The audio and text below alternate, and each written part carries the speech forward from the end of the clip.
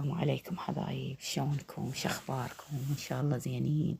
هلا وكل الهلا بكل متابعيني مين ما كانوا، وعايلة خوش عايلة، وصدق اتونس من اشوف تعليقاتكم واشوف النشر. بس شوية لو تتفاعلون وياني حتى اكثر عدد صادق، اكثر عدد تصير عايلتنا ويصير بيناتنا مشورة ويصير بيناتنا أخذ وعطاء بالكلام. حبايب، الله سبحانه عز وجل يقول وتعاونوا على البر والتقوى. لازم يصير بيناتنا تعاون، ويصير بيناتنا ألفة، ويصير بيناتنا حنية، ويصير بيناتنا موقف، ويصير بيناتنا زاد وملح. الملح يكون إله تأثير. حبايب، هواي ناس تبادلينها بمشاعر وما تبادلش نفس الشي. هواي ناس السكتين بس انتم هي حبايب تبادلينهم بنفس الشعور. لازم يصير شعور متبادل، لازم شنو واحد ما ينتكل عن الثاني كلش، لأن واحد هم عنده طاقة وعنده أحاسيس وعنده مشاعر، سواء الزوجة سواء الأم سواء الأبناء سواء الصديق سواء القرابة. لازم يصير بيناتهم أخذ وعطاء. بشنو؟ بالمواقف، بالحنية، بالمشاعر، بالإحساس، بكل شيء، بالقعدة، بالقومة، بالأكل، بكل شيء لازم يصير تبادل بالأحاسيس. وأسولف لكم في السالفة، تقول أكو وحدة دائما أنا أخابر أخوي، أخابره، أحب أسأل عن أخوي، أحب أشوف مثل ما تقولين أخبارهم، أحب أسمع عنهم، أحب يعني أشتاق لأمي أخابر أخوي، أشتاق لأمي أروح البيت أهلي. ليش إذا راحت الأم تحسين البيت صار ما إله طعم، تحسين البيت ما إله دور، تحسين البيت ما بي حنية. فتقول من أخابر، بس أخابر يظل يشكي، أنا ما عندي وأنا مطلوب وأنا حالتي ما تساعد وما أدري شنو. تقول يعني قلت ليش هيجي؟ تقول قلت له أنا ما مش يعني جاي أسألك على الفلوس، أنا جاي أسألك على حالتك، على حالة أطفالك، أنا جاي أتفقدك، جاي أسأل عليك. فحبايب، حلو واحد يبادلك بنفس المشاعر، حلو واحد يبادلك بنفس الأحاسيس، حلو واحد من تعطينه أمانة يكون تلقين الأمانة نفسها. سواء أنت ضايجة تعبانة مهمومة ما عندك، ترى الدنيا كل شي يصير بيها، يصير بيها الصغيرة ويصير بيها الكبيرة.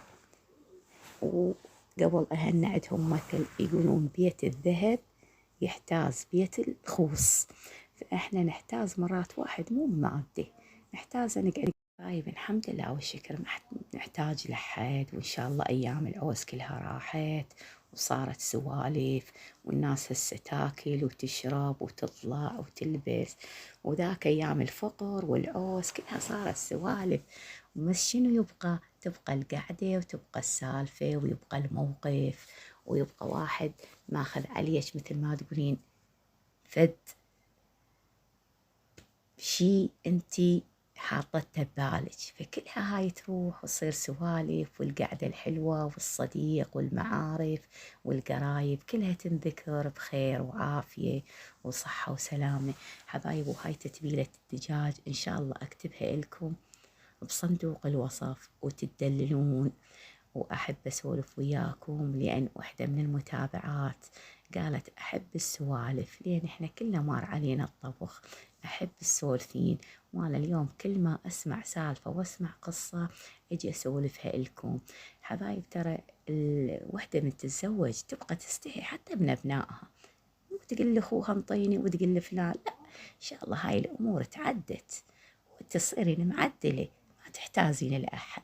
لأن تقولين لا قلتي كلمة ما عندي تحسينها صعبة عليك، فأنت شنو ما تحتاجين بس رب العالمين. حبايب، اكو شغلات يم رب العالمين تحسينها بساعة يخلصها، تحسينها تسبيحات، تهليلات، صلاة، في الدعاء، يعني بيه هواي معجزات حتى ما يخليش تحتاجين لأحد.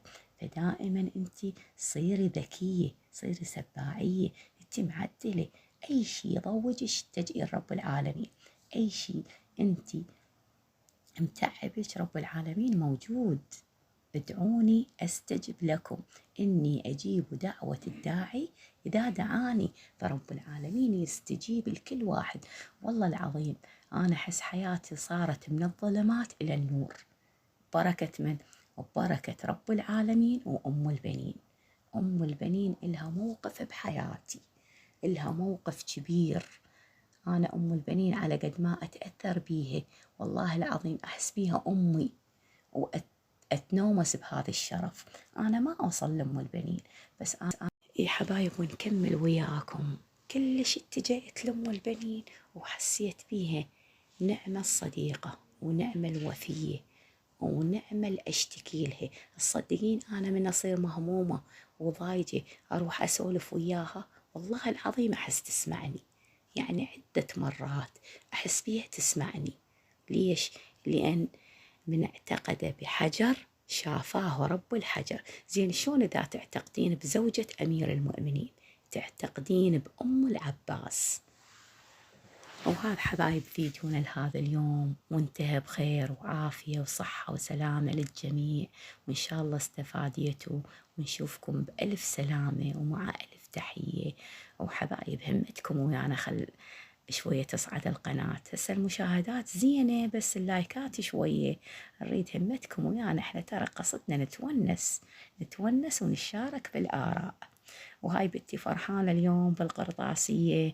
الله يفرح كل أم بأولادها بحق الحسين الشهيد، ويفرح إن شاء الله كل بنياتنا ووليداتنا بالمعدل الجيد وبحسن السلوك بحق محمد وآل محمد. ومع ألف سلامة ونشوفكم بخير، وإن شاء الله استفاديتوا من الفيديو، وإن شاء الله تديرون بالكم على أولادكم بالمدارس لأنهم جيل المستقبل.